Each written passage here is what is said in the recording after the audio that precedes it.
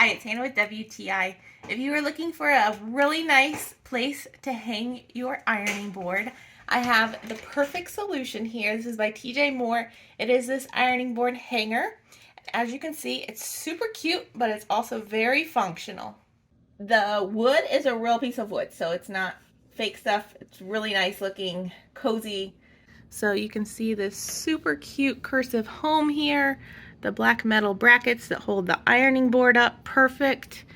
Don't worry about it shaking or falling off. Everything is really sturdy and well built. There's plenty of space up here for everything that I need, and I am thrilled. It was super easy to put up with 2 screws.